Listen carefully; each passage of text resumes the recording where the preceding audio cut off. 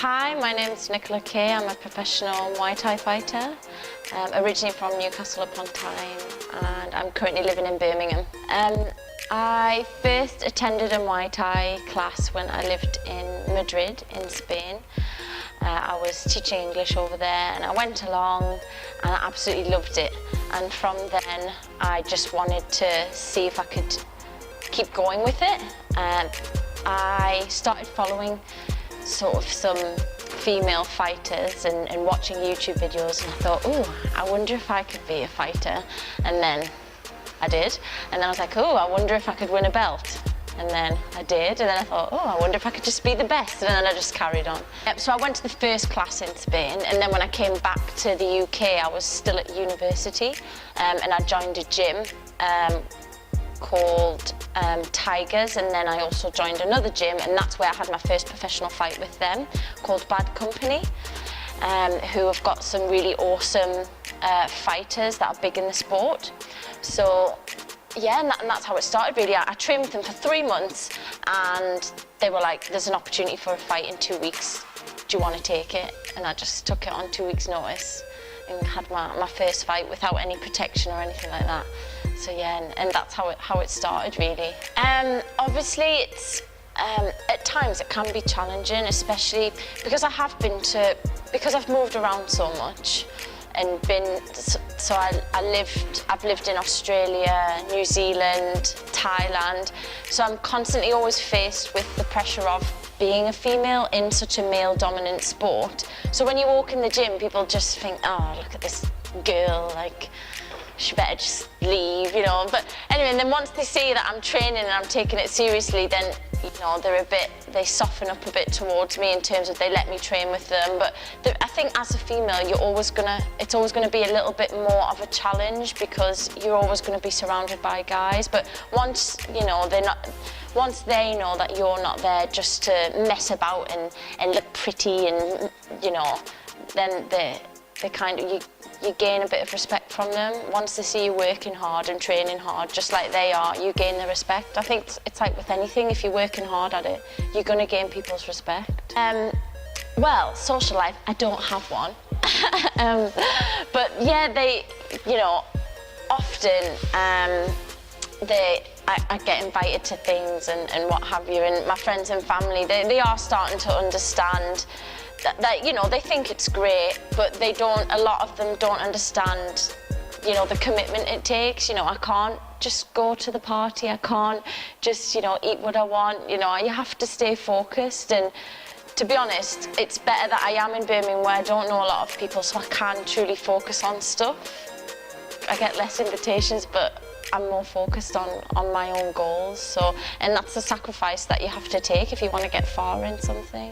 It is growing. It's taken a long time to grow, just simply because it was only really brought into Europe and the Western world in the 1990s. It was originally brought by a guy called Master Toddy, and he owns gyms and stuff in Thailand, and he brought the sport over. And from then, it has grown massively in terms of there's a lot more people doing it, there's a lot more fighters, there's bigger shows now, which is great for exposure, but it still has a long way to go. I just read an article recently, in 2021, it's going to be in the Olympics, which is going to be huge for it.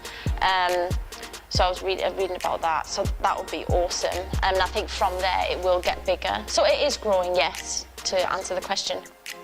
I'm not too sure. 2021, I would like to, yeah, definitely, like if I could have a shot at it. I'll just see where I'm at, because ideally I only wanted to be doing it maybe another 4 years. So that gives me 4 years. Yeah, I'll have a crack. So this one is an ICO European belt that I fought a lady from Portugal for last year. And this one was this is an ISK European title. I fought a Norwegian opponent for this one, and that one is my British title. That was my first title, and this one's more special because when I started Muay Thai, I gave myself 3 years, and I was like, right, this is my goal in 3 years' time. Once I had my first fight, I was like, in 3 years, I want a title. And then after 3 years, I got my title, and I got it. And so that one's like quite, I wouldn't say emotional, but it's special because I set that goal and I achieved it, so it was nice. And then after that, I just kept going. But I think I'm in a transition period now where I'm setting my goals again for the next few years, and it's going to be on there. You have to have them written down and, you know, be very specific with what you want to achieve with it. So yeah. Sure. So I originally went there in 2012. I'd only had 2 fights behind me at that point. So I went out there and the Thai trainers was like, oh, you look strong. Fight 2 weeks. And I was like, what? 2 weeks? No, I can't fight in 2 weeks. Like, I need to train for it, because over there they just shove you out. They're not bothered. It's like a bit of conveyor belt. They're just like bam, bam. Fight tomorrow. Fight week after. But anyway, in the end, so I went over there and I was like, oh, I would love to get a WMC belt. That's what they're holding over there. But that didn't happen. I did end up fighting. So I had 4 altogether. I've had 6 fights in Thailand now. But I've fought a girl that had 50 fights or something ridiculous. Luckily I still won, so that's good. But yeah, the betting was crazy. Betting's really huge over there, especially in the stadium. So the stadium was going wild, because I was more of a puncher and she was a kicker and she was winning. But it was a really exciting fight. And in the end, I cut her with elbows, and that's how it got stopped. But if it wasn't for that, she would have won, because she was just much more advanced kicking. I couldn't kick I still can't kick now, to be honest. I'm still practicing. But yeah, so that was good.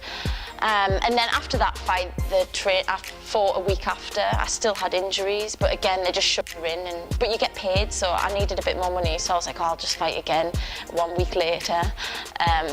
Yeah, it was a bit crazy.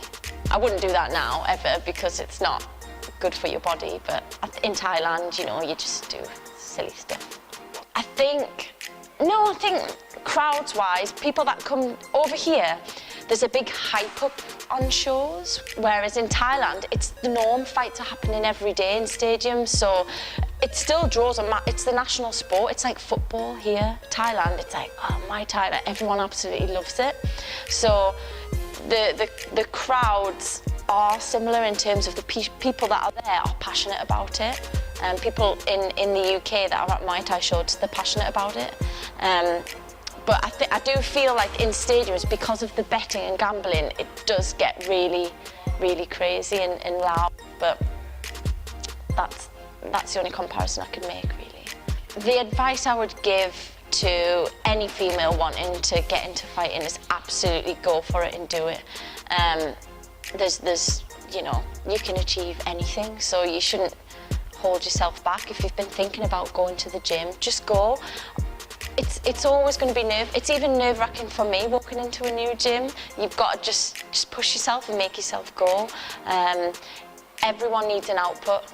Absolutely everyone. You need that output to focus on, especially during stressful times. Maybe you're stressed at work, maybe, you know, a bad relationship, whatever. If you can just go to the gym and focus on kicking and punching those pads, everything just disappears. It's an amazing outlook, and I always recommend it for everyone. Not to mention, you know, it keeps you fit and healthy. More people need to be active and doing exercise. So absolutely go for it, especially females, because you do feel empowered. It's great. For me, it's allowed me to really channel my energy. So for example, through a lot of my fights I was working full-time as an event manager, which is, you know, up there with stressful jobs. And as I mentioned, at the end of the day, I would just go to the gym and it would just be a huge stress relief. So yeah, a stress relief, which has been great. Any difficult times I've had in my life, because, you know, we all go through difficult times, whether, you know, whatever it is, coming to the gym and training, just, yeah, it's got me through everything. It's got me to this point now. It really has. Like, the worst times, it was like, just go to the gym. What do I bring to the industry? That's a very difficult question. I don't know.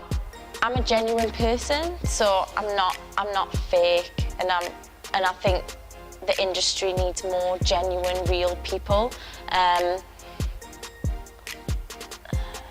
That's all I can think of, really. So I'm currently number 1 at 52.5 kilos in Muay Thai UK rankings. Now I'm looking for fights internationally, some more international fights abroad. My current record is 18 fights, 2 losses. So yeah, it's all very positive and I've come this far, so I must be doing all right.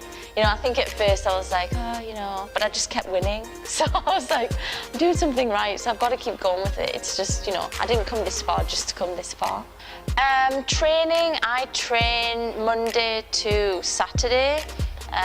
Currently I've been training weekends and having a Monday off, but generally 6 days a week, twice a day. It ramps up during competitions. Sometimes I'll try and squeeze in 3 times a day.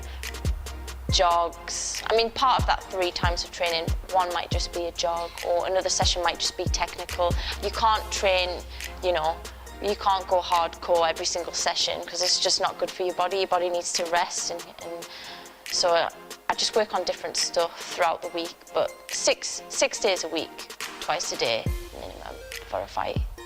Eating, when I have my fight confirmed, I'm very strict. But as soon as I've weighed in, it just goes downhill from there.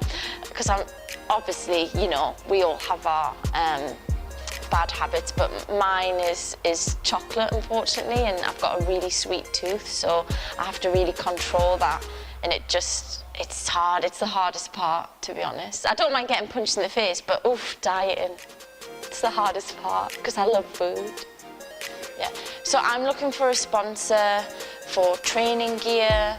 I'm looking for a sponsor to allow me to go to Holland and train K1 kickboxing and work with over there, because they have some of the best kickboxers in the world, to really level up and up my game so I can get on bigger promotions.